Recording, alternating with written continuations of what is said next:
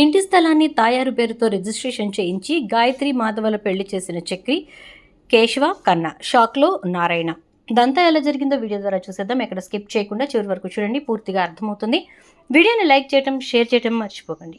మీ like, share మాకు మంచి support మరియు ఎంకరేజింగ్గా ఉంటుంది. ఇక మొత్తం మీద చూసుకున్నట్లయితే కనుక నారాయణ అయితే ఇక ఇంటికి వచ్చిన తర్వాత మాధవ్ వాళ్ళు చాలా బాధపడ్డారు. మీరెవరూ బాధపడాల్సిన అవసరం లేదు, నా కోడలు నన్ను జాగ్రత్తగా ఇంటికి తీసుకొచ్చిందిలే అని చెప్పని అంటాడు. ఇక మహాలక్ష్మి అయితే నారాయణకి టైంకి మందులు ఇస్తూ మొత్తానికి నారాయణ తొందరగా కోలుకునేలా చేయాలి అనుకుంటుంది. ఇక రాత్రి 4 గంటలకి, తెల్లవారుజాము 4 గంటలకి మందులు ఇవ్వడానికి లేచినప్పుడు ఇక నారాయణ, నువ్వు నిద్రపోవు, నన్ను నిద్రపోనివ్వవా అని చెప్పని అంటే, మీకు తగ్గడమే నాకు కావాల్సింది, అందుకోసమే నేను నిద్రపోను, మిమ్మల్ని నిద్రపోనివ్వను అని చెప్పని అంటూ ఇక మందులు వేస్తుంది. వేసుకున్న తర్వాత మాధవ, గాయత్రి మాట్లాడుకోవటం వింటుంది. ఇక ఉదయాన్నే లేచి చూస్తే అక్కడ నారాయణ ఉండడు. ఎక్కడికి వెళ్ళారా అని చెప్పి చూస్తే సైకిల్ తొక్కుంటూ వస్తూ ఉంటాడు. ఏమైంది, ఎక్కడికి వెళ్ళారు అంటే, సెంటర్కి వెళ్ళి టీ తాగొస్తున్నానమ్మా అంటే, టీయా, నన్ను అడిగితే నేను ఇస్తానుగా అంటే, నువ్వు టీ ఇస్తావా అని చెప్పని కంగారు పడతాడు. ఎందుకంటే వచ్చిన కొత్తలో మహాలక్ష్మి టీ చేసిస్తే నారాయణ తాగలేక చచ్చాడు. నేనంటే నేను కాదులే, పెద్దకి చెప్తే చేసిచ్చేవాళ్ళు కదా, అయినా ఇంక నుంచి మీరు టీ తాగాలన్నా ఇంట్లోనే తాగాలి, ఎక్కడికి వెళ్ళడానికి వీల్లేదు. నిజంగా మరి టీ తాగడానికి వెళ్ళారా లేక మీ కొట్టుకు వెళ్ళారా అని అంటే, నాకు బుద్ధి లేకపోయినా వాడికి బుద్ధి ఉంది, వాడు పొద్దున్నే తీయడలే, టీ తాగడానికే వెళ్ళొచ్చాను అని చెప్పని అంటాడు.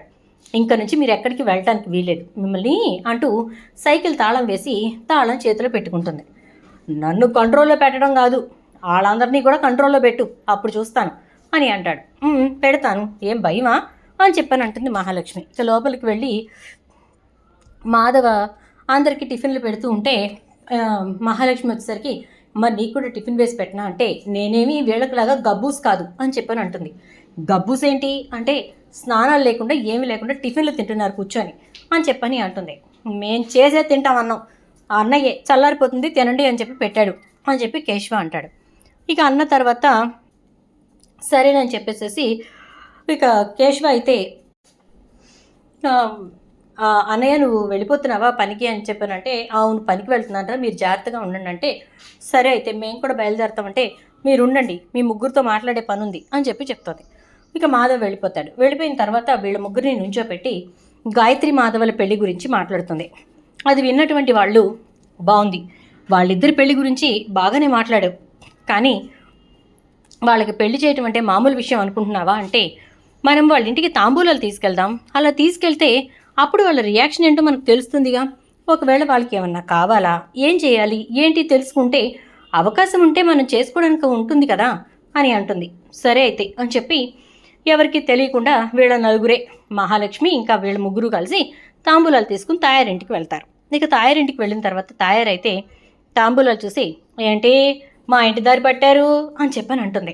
గాయత్రిని మా పెద్దికి అడగడానికి వచ్చాం అని అంటే, ఇక్కడ తాంబూలాలు అయిపోయినాయి, పెళ్లి ముహూర్తాలు కూడా పెట్టేశాం, ఇప్పుడు మీరు వచ్చి అడిగినంత మాత్రాన ఇచ్చేది లేదు చేసేది లేదు, అయినా మా కూతురికి పెళ్లి సంబంధం ఖాయం కాకపోయి ఉన్నా కూడా మేము మాధవ్ గారికి మా కూతురిని ఇచ్చేవాళ్ళం కాదు అని అంటే, పోనీ ఏం చేస్తే ఇస్తారో చెప్పండి, పోనీ అదే చేయటానికి ప్రయత్నిస్తాం అని అంటే, ఏంటి ఏం చేస్తే ఇస్తామా, ఏం చెప్పినా చేస్తారా అని అంటూ, అది జరిగే పని కాదులే అంటుంది తాయారు. ఒకసారి మీరు చెప్పొచ్చు కదా, చెప్తే మేము ఆలోచిస్తాం కదా, వాళ్ళిద్దరూ చిన్నప్పటి నుంచి ప్రేమించుకున్నారు, వాళ్ళ తమ్ముళ్ళు సంతోషంగా ఉండాలని, ఇటు మీరు సంతోషంగా ఉండాలని వాళ్ళ ప్రేమని చంపేసుకుంటున్నారు, ఒక్కసారి ఆలోచించవచ్చు కదా అని చెప్పి మహాలక్ష్మి అనేసరికి ఇక తాయారు, సరే మీరు వెళ్ళండి, నేను కబురు చేస్తాను, అప్పుడు వస్తే కూర్చుని మాట్లాడుకుందాం అంటుంది. అలాగే అయితే తాంబూలాలు అని చెప్పానంటే, మాటలు జరిగాక తాంబూలాలు మార్చుకుందాంలే అంటుంది. ఇక పురుషోత్తం అయితే, ఏం ఆలోచించవే అని అంటే, చెప్తాను ఉండవయ్యా అని చెప్పేసేసి ఇక వాళ్ళు వెళ్ళిపోయిన తర్వాత, నువ్వు తీసుకొచ్చిన సంబంధం దుబాయ్ సంబంధం, ఆ అబ్బాయి అక్కడే ఉద్యోగం చేస్తాడు, ఇప్పుడు నువ్వు వెళ్ళి దుబాయ్లో కూర్చుంటే ఇక్కడ నేను ఎంత ఇబ్బంది పడుతున్నాను, పిల్లని కూడా తీసుకెళ్ళిపోతాను అంటున్నాడు, దానికి ఇక్కడ బతకటమే రాదు, దుబాయ్లో ఏం బతుకుతుంది, అదే మాధవ్ గారిని చేస్తే ఆడు కళ్ళెదురుగా ఉంటాడు, పిల్ల సుఖంగా సంతోషంగా ఉంటుంది, దానికి తోడు ఎలాగూ ఏం కావాలి అని అడుగుతున్నారు కాబట్టి ఏ స్థలం కోసం అయితే మనం ఎన్నాళ్ళు గొడవ పడుతూ ఉన్నామో ఆ స్థలము గాయత్రి పేరు మీద రాసేయమందాం. అది వస్తుంది, ఇటు నుంచి దాని పెళ్లి జరుగుతుంది, పిల్ల మన కళ్ళెదురుగా ఉంటుంది అని అంటుంది. ఇక పురుషోత్తం అయితే మంచి ఆలోచనే. ఈ ఆస్తితో పోల్చుకుంటే ఆ అబ్బాయి సంపాదనే కానీ ఇంకా వాళ్ళకి ఎటువంటి ఆస్తిపాస్తులు లేవు కాబట్టి మంచి ఆలోచనే. కానీ దానికి మీ అన్నయ్య ఒప్పుకోవాలి కదా, అంటే ఒప్పుకుంటేనే పెళ్ళని చెప్దాం, లేకపోతే ఈ సంబంధమే చేద్దాం అని అంటుంది. ఇక వీళ్ళంతా మాట్లాడుకున్న తర్వాత మహాలక్ష్మి వాళ్ళకి కబురు చేస్తారు. చేసేసరికి ఇక మహాలక్ష్మి అయితే వస్తుంది. అలా వచ్చినటువంటి మహాలక్ష్మి ఏమి ఆలోచించుకున్నారు అని చెప్పి అడిగేసరికి, ఏం ఆలోచించుకునేది ఏముంది, నువ్వు చెప్పింది బాగానే ఉంది, మేమైతే ఒకటి అనుకుంటున్నాం, ఆ స్థలం ఏదైతే ఉందో అది మా గాయత్రి పేరు మీద రాసేయండి అని అంటుంది. గాయత్రి పేరు మీద రాయటం కుదరదు, కానీ మాధవ్ పేరు మీద గాయత్రి పేరు మీద రాయటం కుదురుతుంది. అలా అయితే నేను మాట్లాడి రిజిస్ట్రేషన్ చేయిస్తాను అనగానే మహాలక్ష్మి మాటలతో, చూడు, రాయాల్సింది మీ మామగారు మీ మరుదులు, నువ్వు మాటిస్తే సరిపోదు అని చెప్పని అంటుంది. సరే, నేను వాళ్ళతో మాట్లాడిన తర్వాతే మీకు కన్ఫర్మ్ చేస్తాను అని చెప్పి ఇంటికి వెళ్తుంది. వదిన ఏమన్నారు అని చెప్పి కన్నా యాంగ్జైటీగా అడుగుతూ ఉంటాడు.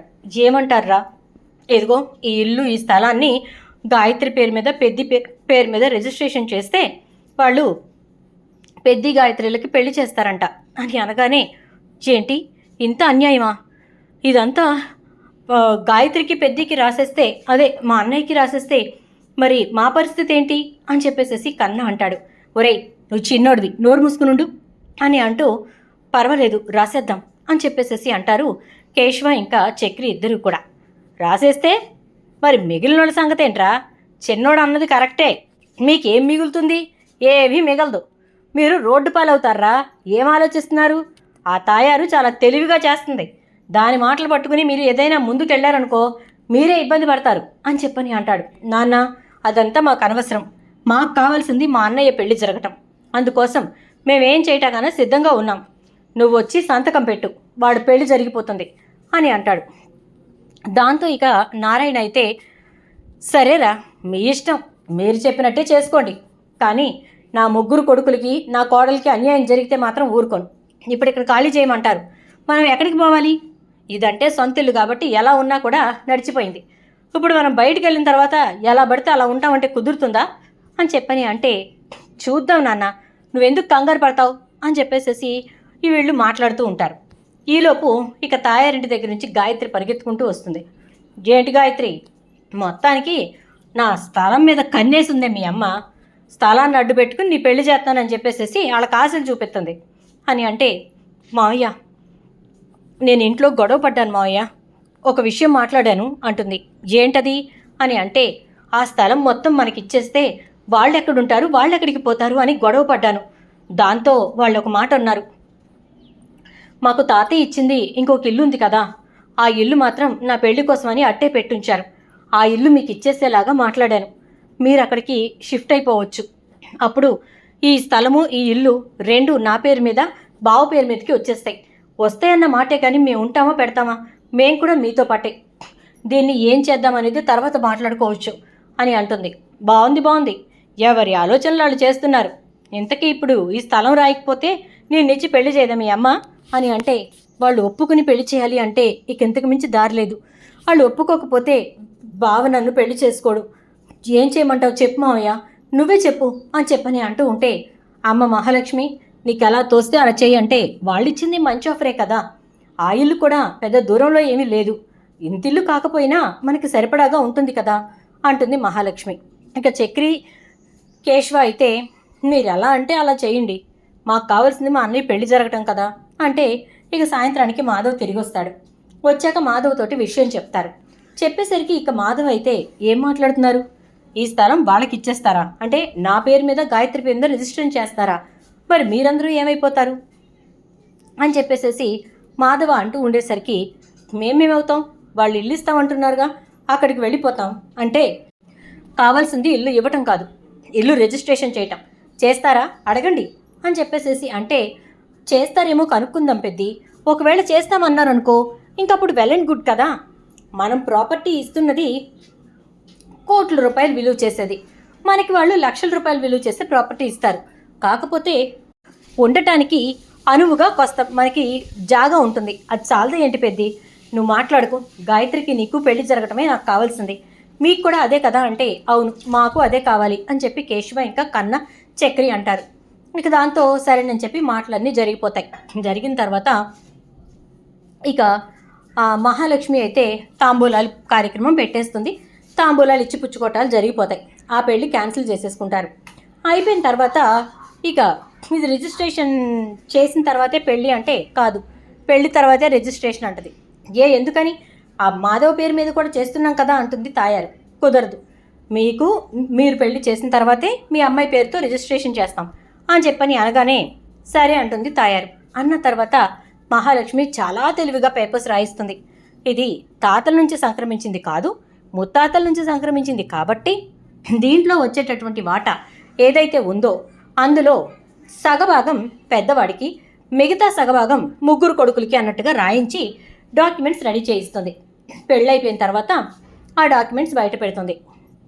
అలా బయట పెట్టేసరికి ఇదేంటి, చాలా మోసం, ఇలాంటి కుట్ర మేము ఎక్కడా చూడలేదు అంటే మీరు చేసింది మాత్రం మోసం కదా, చాలా తెలివిగా ఆస్తి మొత్తం కొట్టేద్దామని చెప్పి చూసారా, ఆ భూమి వాల్యూ ఎంతో వాళ్ళకి తెలియకపోవచ్చు, ఆర్కిటెక్ట్ని, నాకు తెలీదా, చాలా విలువైన భూమి, కొన్ని కోట్లు ఖరీదు చేస్తుంది, అలాంటి భూమిని మీరు తీసేసుకుని ఎందుకు పనికిరాని ఇల్లు వాళ్ళ చేతుల్లో పెడితే అలాగా అని చెప్పేసేసి ఉండటానికి ఉందిలే చాలు అని చెప్పేసేసి వెళ్ళి అక్కడ కూర్చుంటారనుకున్నారా, ఈ రకంగా రిజిస్ట్రేషన్ అయితే ఒప్పుకుంటాం, లేదంటే లేదు అనగానే ఏం రాయించావు కోడలా అని చెప్పి నారాయణ పేపర్స్ తీసుకుని చదువుతాడు. వరే వాహ్, మొత్తానికి చదువుకున్న కోడలివి ఇంజనీర్వి అనిపించావు, కరెక్ట్గా రాయించావు, పెద్దోడు కాబట్టి అందరినీ పెంచాడు కాబట్టి వాడికి సగభాగం, ఇక మిగిలిన ముగ్గురికి మిగిలిన దాంట్లో 3 భాగాలు, బాగా రాయించావు, బాగా రాయించావు అంటూ ఉంటే ఇక తాయారు చచ్చినోడి పెళ్ళికి వచ్చిందే కట్నం అనుకొని ఇక తీసుకోవడం తప్ప మనం చేయగలిగింది ఏమీ లేదులే అని చెప్పేసేసి అంటూ ఉంటుంది. ఏమీ లేదు మరి, నువ్వు చేయగలిగింది ఏముంది, నేను చేయగలిగింది ఏముంది, ఎవరు చేయగలిగింది ఏమీ లేదు, నోరు మూసుకొని తీసుకోవడమే అని అంటాడు నారాయణ. దాంతో ఇక వెంటనే రిజిస్ట్రేషన్లు కూడా జరిగిపోతాయి. ఇక అక్కడి నుంచి ఎవరూ ఎటు వెళ్లాల్సిన పని ఏర్పడదు. ఇక తాయారికి కోపం కట్టలు తెంచుకుంటుంది, రగిలిపోతూ ఉంటుంది. ఏం చేయాలి, ఏమి చేయలేని పరిస్థితి. గాయత్రికి పెట్టాల్సిన సారె పెట్టనంటుంది, గాయత్రిని పంపించాల్సిన తీరులో పంపించనంటుంది, చాలా పేచీలు పెడుతుంది, గొడవలు పెడుతుంది. గాయత్రి అయితే నాకు పెళ్ళయింది, మా బావకి నాకు పెళ్ళయింది చాలు, ఇంకా అంతకుమించి నాకేం అక్కర్లేదు అనుకుంటూ మాధవ్తో పాటు కలిసి ఇక ఇంటికి వెళ్ళిపోతుంది. ఇక అక్కడికి వెళ్ళిన తర్వాత మహాలక్ష్మి హారతిచ్చి మాధవ్ని ఇంకా గాయత్రిని ఇంట్లోకి తీసుకెళ్తుంది. ఇక ఇల్లంతా చూసి గాయత్రి అయితే ఇవాళే నాకు ఈ ఇంట్లో కొత్తగా అడుగు పెడుతున్నట్టుంది అని చెప్పని అంటే అలాగే ఉంటుందిలే, ఎందుకంటే ఇప్పుడు నువ్వు కోడలుగా ఇంట్లో అడుగు పెట్టావు కదా, ధైర్యంగా దొడ్డిదారిన కాకుండా అంటుంది మహాలక్ష్మి. ఇంకా అయిపోయిన తర్వాత మొత్తం మీద గాయత్రి ఇంట్లో కాపురం మొదలు పెట్టాక తాయారు రావడం వెళ్ళడం చేస్తూ ఉంటుంది.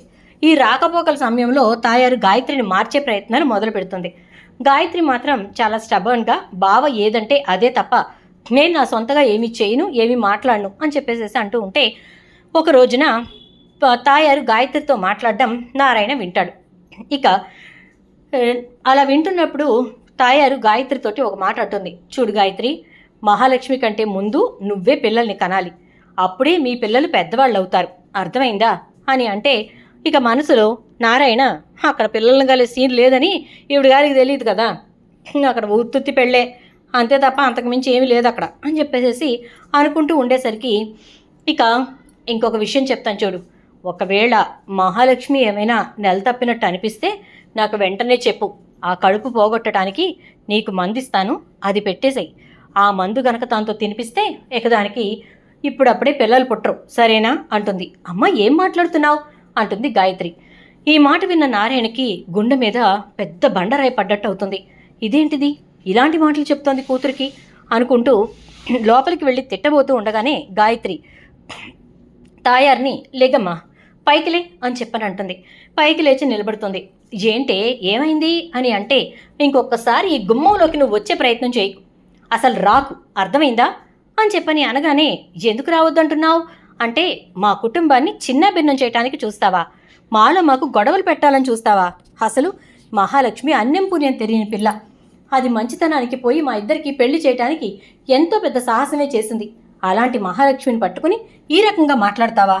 ఇన్ని రకాలుగా నువ్వు వాళ్ళని ఇబ్బందులు పెడతావా అని చెప్పేసేసి అంటూ, ఇప్పుడు మహాలక్ష్మికి ఒకవేళ కడుపొస్తే పోవడానికి మందిస్తాను అని చెప్పి చెప్తావా? నీకెంత ధైర్యం అమ్మా, ఎలాంటి మాటలు మాట్లాడుతున్నావమ్మా అని చెప్పేసేసి అంటూ ఉండేసరికి ఇక మహాలక్ష్మికి ఏం మాట్లాడాలో అర్థం కాదు.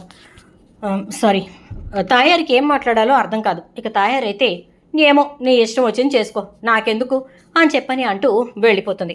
నారాయణ లోపలికి వచ్చి, సూపర్ కొడలా, వెరీ గుడ్, చాలా గ్రేట్ నువ్వు అని చెప్పని అంటూ ఉంటే, అదేంటి మావయ్య అలా అంటారు అంటే, అవును నిజంగా చాలా గొప్పదానివి.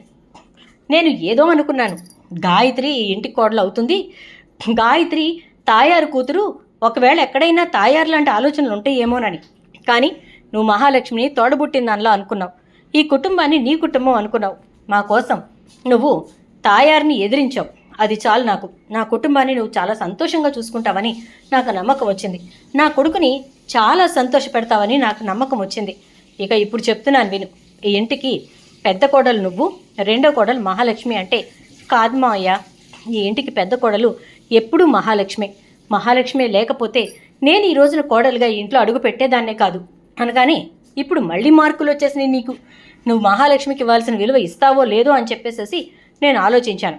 వెరీ గుడ్, ఆ విలువ చాలా జాగ్రత్తగా ఇచ్చావు, వెరీ వెరీ గుడ్ అని చెప్పని అంటూ ఇక నారాయణ బయటకు వెళ్ళిపోతాడు. అలా వెళ్ళినటువంటి నారాయణ ఇక సరేనని చెప్పేసేసి మాధవతోటి, చూడు గాయత్రిని మార్చడానికి ఆ తాయారు చాలా ప్రయత్నాలు చేస్తోంది, కానీ జాగ్రత్తగా ఉండు, ఎట్టి పరిస్థితుల్లోనూ గాయత్రిని తల వంచొద్దని చెప్పు అని అంటే, అలాగే నాన్న అంటాడు మాధవ. అయితే ఇక చక్రి మహాలక్ష్మిని ఎలా ఫ్లోట్ చేయాలా, ఎలాగైనా మహాలక్ష్మిని తన దోవలోకి తెచ్చుకోవడానికి ఏం చేయాలా అని చెప్పి ఆలోచిస్తూ ఉంటాడు. అలా ఆలోచిస్తున్నటువంటి చక్రి ఇక వెంటనే మహాలక్ష్మితోటి మాట్లాడతాడు. చూడండి, ఎలా అయినా సరే మీరు ముందు నేను చెప్పిన పని చేయండి అంటే, ఏంటా పని అంటే, అదేనండి నాకు మీరంటే ఇష్టం ఏర్పడింది, కొంచెం ఆలోచించి చూడండి అంటూ ఉంటే, ఇక అప్పుడు గాయత్రి వచ్చి, అవును మహా, పాపం చక్రి నిన్ను ప్రేమిస్తున్నాడు అనగానే, గాయత్రి నీ పెళ్లి చేశాను కదా ఇంకూరుకో, చక్రి నన్ను ప్రేమించినంత మాత్రాన నేను ప్రేమించాలని ఉందా? అది జరుగుతుందో లేదో నేను చెప్పలేను, కానీ నేను మాత్రం ముందు నా గోల్ రీచ్ అవ్వాలి. వాళ్ళందరూ మంచివాళ్ళు, వాళ్ళు నాకు చాలా సహాయం చేస్తున్నారు, అంతవరకే నేను ఆలోచిస్తాను తప్ప అంతకు మించి నేను ఆలోచించాలి అనుకోవట్లేదు. మా ఇద్దరిని ఒకటి చేద్దామని చెప్పి నువ్వు ప్రయత్నం చేయకు, సరేనా అని చెప్పని అంటే, ఇక అప్పుడు మహాలక్ష్మి ఆ మాట మాట్లాడడంతో గాయత్రి అయితే అక్కడి నుంచి వెళ్ళిపోతుంది. ఇక చక్రి బాధపడుతూ ఉంటే గాయత్రి వచ్చి, మహాలక్ష్మికి నువ్వంటే ఇష్టమే చక్రి, కాకపోతే ఏంటంటే తన గోల్ రీచ్ అయిన తర్వాతే ఆ ఇష్టాన్ని బయట పెడుతుంది, నాకు అది అర్థమైపోయింది. వాళ్ళంతా మంచివాళ్ళు, ఇది జరుగుతుందో లేదో తర్వాత సంగతి అంది చూసావా, అది ఆ మాటే చాలు మనకి, ఖచ్చితంగా తను నిన్ను ప్రేమిస్తుంది, బయట పెట్టే రోజు దగ్గరలోనే ఉంది, నువ్వు కంగారు పడి మొత్తం చెడగొట్టుకోకు అని చెప్పని అంటుంది గాయత్రి. దాంతో ఇక చక్రి అయితే, వెయిట్ చేస్తాను వదినా, అంతకుమించి ఏం చేయగలను. అవును గాయత్రి, మీ అమ్మకి ఒక మంచి జలక్కిద్దామా అంటే, ఎందుకు ఏమని అంటే, ఇప్పుడు నువ్వు కడుపుతో ఉన్నావు అని చెప్పు, ఎప్పుడు జరిగిపోయింది ఇదంతా, పెళ్ళైన నెల కూడా అవ్వలేదు అని గంగోలు పెట్టుద్ది అని చెప్పని అంటాడు. ఎందుకులే పోనీ చక్రి అంటే, ఎందుకు పోనివ్వాలి, మమ్మల్ని అందరినీ ఏకి పారేసింది, ప్రశాంతంగా ఉండనిస్తే ఎలా అని చెప్పేసి అంటూ ఇక తాయారింటికి వెళ్ళి, తాయారత్త అని పిలుస్తాడు. జేంట్రా వచ్చావు అని అంటే, నీ కూతురు నీళ్ళు వసుకుంది, ఆ విషయం చెప్పడానికే వచ్చాను అంటాడు. ఏంటి నీ పెళ్ళం నీళ్ళు వసుకుంటే నాకెందుకు చెప్తున్నావు అంటుంది. నీళ్ళు వసుకుంది నా పెళ్ళం కాదు, నీ కూతురు, మా మాధవ అన్నయ్య పెళ్ళం అని అంటాడు. ఏంటి నీళ్ళు వసుకుందా, ఏం విచిత్రం మాట్లాడుతున్నావురా, పెళ్ళై నెల కూడా అవ్వలేదు కదరా అని చెప్పని అంటే, ఏమో మరి నాకేం తెలుసు, అంత బాగా పెంచామన్నమాట అంటే, ఒరేయ్ నా పెంపకాన్ని అన్నావంటే ఊరుకోను, నా కూతురు ఎటువంటి తప్పు చేయదురా అని చెప్పి మాట్లాడుతూ ఉంటే, నాకు తెలుసు, నేను ఊరికే అన్నా, నువ్వు కొంచెం టెన్షన్ పడతావని అంటాడు. ఒరే సచ్చినోడా, ఎందుకురా నన్ను ఇట్లా విసిగిస్తున్నావు అని చెప్పేసి, వీడికి పెళ్లి చేయకుండా పోయేది, ఈ మందందరితో చచ్చిపోతున్నాను నేను అంటుంది తాయారు.